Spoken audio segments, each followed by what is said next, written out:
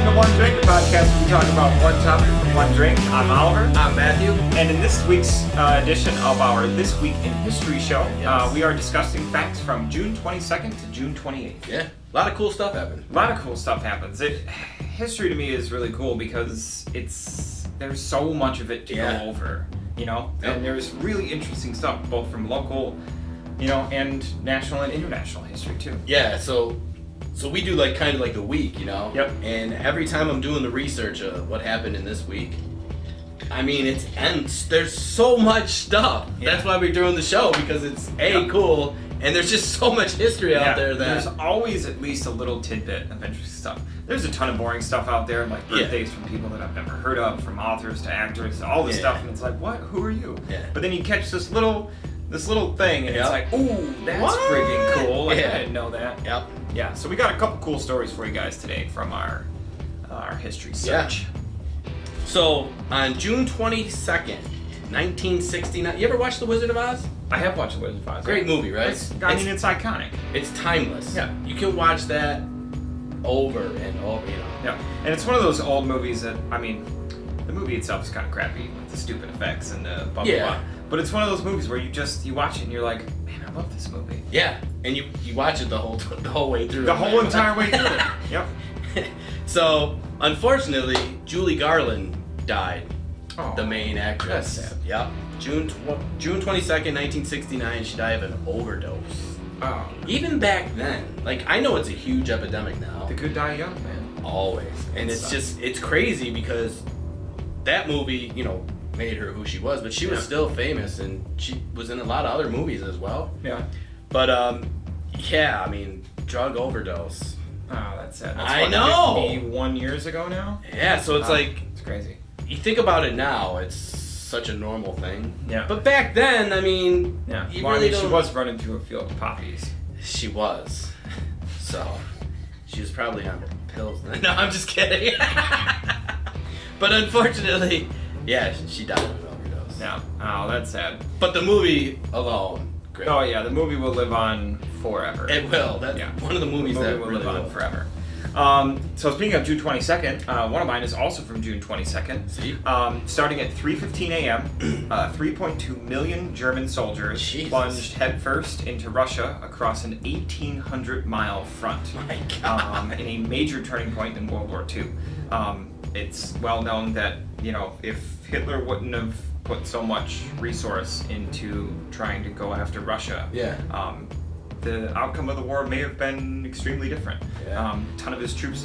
Russia is a big, giant, cold country. It's huge. And most of his troops died just trying to get across Russia in the middle of the freaking, in the middle of the cold, and you know what I mean. They got into winter, and a ton of soldiers died, and all that kind of stuff. But at 7 o'clock that morning, a proclamation was made from Hitler to the German people that said, at this moment, a march is taking place that, for its extent, compares with the greatest the world has ever seen. Wow. It's one of the biggest military campaigns that's ever been undertaken, and it's one of the biggest mistakes that Hitler made, and the Russians ended up crushing him. Yeah. So that's what's you, Hitler. Yeah. But it's when we talk about history, it's one choice could have made the whole all this that we're talking just completely different. Everything could have been different. Everything could have been different. Let's be honest. The U.S. still would have smashed his Nazi ass, whether he sent all those people into Russia or not. The U.S. would have clobbered him, punched him right in his stupid fucking face with that stupid little mustache. Yep. The end. Yeah. Later, bro. But he fucked up. But anyways, June 22nd, 1941 is when he launched his assault on Russia. Crazy. Yeah. So this one is super cool, only because it hits home here in Rochester, New York. So Frederick Douglass, right? Amazing human being. Yep. He was a social reformer, abolitionist, orator, a writer, and a statesman. Yeah. He also started a newspaper here in Rochester. Did he? Yeah. See, I didn't know that. Yep. The dude was just incredible. He was certainly one of the biggest names out of Rochester, the Rochester area. Yep. There's plaques and statues of him all over the place. Oh, yeah. He was a great activist. He was a great, He was a great man. He Yeah. did so many amazing things Yeah. for the world and for people. And also, Gods and Gladiators does shirts on Frederick. Ah, with Freddie D? Yep. Ah, yeah, so check out our buddy Alex at Gods and Yeah, Gladiators. go get them shirts. But anyway, so little did I know that he was the first African American to have his name put forward for presidential nomination in a majority's role. Really? I didn't know that. Way back. Way back. 1888. That's crazy. So even back then, when, everything amongst all that is, Yeah. obviously different, but him being as amazing as he is, had his name put in for the presidential nomination. That's awesome. I didn't know that. Yeah. And I've lived in Rochester my entire I know. So I was just like, That's pretty cool. that is crazy. That's But pretty cool. The thing that's really cool, not cool, but us living in Rochester, Frederick Douglass, he was in Washington, D.C., and he had a massive heart attack. But he lived here in Rochester for 25 years. Yep. And Douglas's coffin was transported back to Rochester, New York, where he had lived for 25 years, longer anywhere else in his life. He was buried next to Anna in the Douglas family plot on Mount Hope Cemetery. Yep. I have been to where he's buried. Yep. Hundreds of times. I was just there 2 weeks ago, and I took a picture with right by his plaque and the statue that's there. Yep. Yep. But it's super cool. Yeah, It's super cool that somebody that has made such an impact Oh yeah.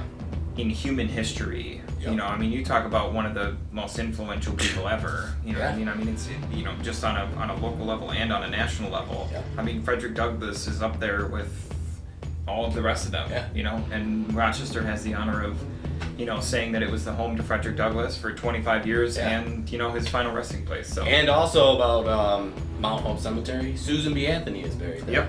Yep. Not far away from where Frederick Douglass is. And too. she was an amazing woman as well. Yep. Crazy. So shout out to you, Rochester. Yes, Rochester, New York, baby. Woohoo! All right, so my last one for our This Week in History segment, I'm going to go to June 25th, 1950. Yeah. And being kind of a war buff, whatever you want to call it, enthusiast that I am, I like the history. I don't like wars. Yeah. I just like learning about The history of stories are wars great. because they've changed, the course of humankind. June 25th, 1950, the Korean War officially began. Oh. And then 5 days after that, on June 30th, the U.S. entered the Korean War conflict. Yeah. Yeah. So both mine were on wars this week, but yeah. Dude, the quite wars are great. quite the week. Yeah. Quite the week in history. It's crazy, right? Yeah. Both And on a national and a global scale. You know what I mean? It's So it's then, nuts. we come out, even next week, Never know. what the hell's gonna happen next week? I know. Or what the hell Did happen next week? But anyways, for our show next week, we're going to be going over the 29th to July 5th. 5th. So if you have any interesting facts from history that you would like us to go over on the show, or that you think are interesting that some people don't know, definitely put that down in the comments and let us know, and we'd be glad to go over that in the show. And we definitely got to get a 4th of July one in there. Oh, we definitely got to get some 4th of July. Some 4th of July mayhem in there. Coming up. Because Coming you know that there's definitely something Oh God. that happened on the 4th of July, other than the obvious. Right. Yeah. The Independence. Yeah. That's the big one. Everybody knows that, so we're not going to go No. over that one. We're gonna do it one drink Although we might. podcast style. Although we might. Twisted. Twist we'll and turn mention a it. little bit. We'll mention Maybe it. there's some cool fact about the signing of the Declaration of Independence. Or why fireworks? Or why fireworks? Why do we light them suckers off? Because they're sweet.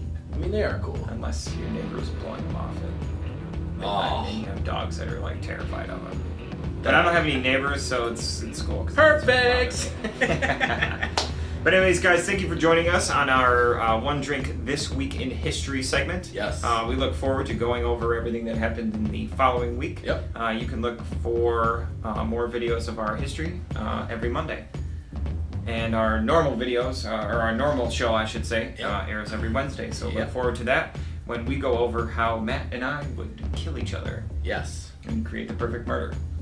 How does it happen? Stay tuned on Wednesday. As always, guys, hit that like and share button. Subscribe to our YouTube page at One Drink Podcast. And if you'd like t-shirts and apparel, check out my friend Kristen at Sprinkle Crafts. Also our friend Alex at Gods and Gladiators. Yep. And if you're looking for a great drink this week, check out the new Smirnoff Red, White, Berry, available at Baytown Wine and Spirits. It is super good. Yep. My God. It's quite delicious.